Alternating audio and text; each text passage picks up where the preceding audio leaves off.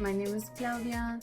So today I'm going to be making some protest signs. So I wanted to invite you all to join me in this process. Part of disrupting intergenerational violence and the violence that we see in our communities is standing up for ourselves, and definitely art making is one of my favorite processes. So I wanted to invite you all to come on this journey and just kind of be a part of the process, because part of what I want to show on this channel is art making, because I find it very soothing to watch other folks make art.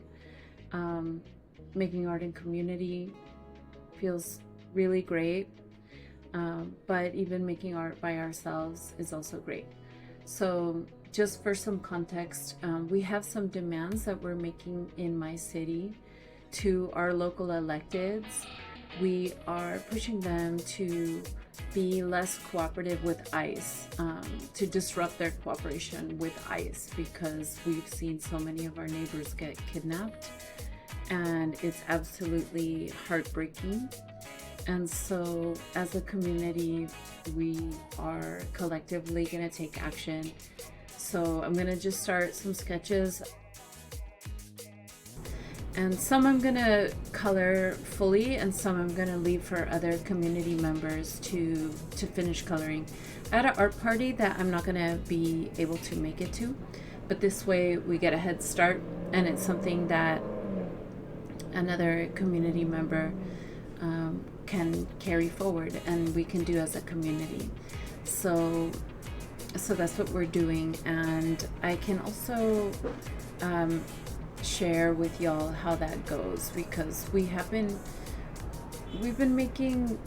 deepening our relationship, and of course this is a lot of work and it is stressful. I'm not going to pretend that it's not, but I guarantee that the power that we're building has given us focus and has given us a greater sense of power and belonging to one another, and a greater commitment and strength.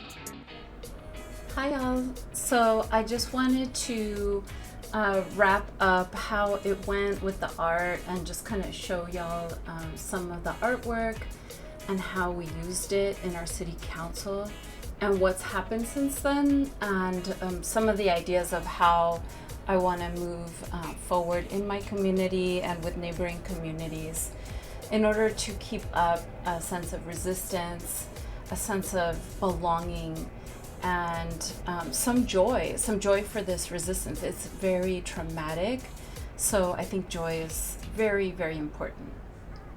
So as you can see in some of these pictures, we used some images to hold a press conference. We had some asks of our city council, and surprisingly we got some of what we asked for. And I say surprisingly because our city council has been very hostile to our community. They're Republican majority, and our community is mostly people of color. Our community has been very targeted. So while we do continue to see ICE raids, unfortunately, I have witnessed some of these and met with some of the community members that are both helping and who have been hit. And so we provide resources, we support. And one of the things that I must say that is really helping in such a difficult time is getting to know people more. And I'm going to say that a lot here on this channel, but deepening relationships, because we hit some really big obstacles. For example, I'm neurodivergent, and I think I've shared that before. When I was in the city council meeting, there was one community member that was just yelling nonstop, and he was also filming folks without their consent, putting a camera in their face, calling everyone fascist. And I totally get his anger and his rage, and I think most people here do as well. But it was very disheartening to feel constant yelling, and he wasn't making room for other folks. And so in meeting with other community members, at least we opened up a dialogue as to what do we do? What do we do if our community isn't on the same page? How do we show up? How do we show a united front even if people are approaching things from many angles?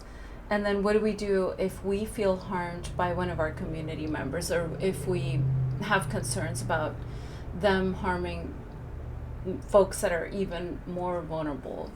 So these are really questions I have, and I think it's just going to require a lot more intention, continuing to get to know people, and then developing more strategies. But I also personally regulated myself by, I realized that drawing for me is like a stimming practice. So through drawing incessantly, it's really helped me manage some of the feelings of overwhelm and feeling flooded.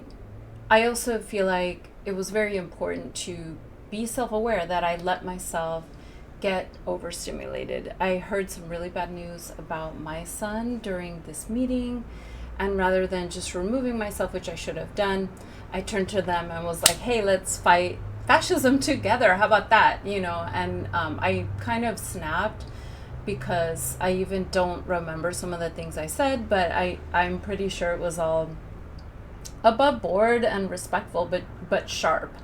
And I don't want to turn on my community. I don't want to feed into any agitation either. So let me know below how some of you have processed or worked through some agitation, if it's been difficult to deal with in the community that you're working in.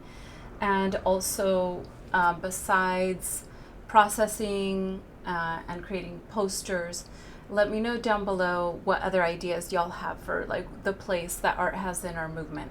I know that I definitely want to do some art processing as a group, because I feel very grounded when I'm creating with others.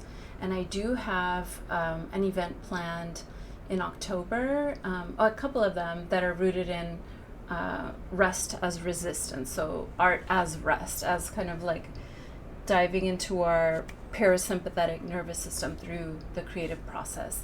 So, but let me know if you have other ideas on how we can use art to support each other during this very difficult time, and to continue to deepen our relationships in verbal and nonverbal ways. I want it to be very supportive of what we're doing, and I'm excited to continue to do those things. Okay, thank you all. So.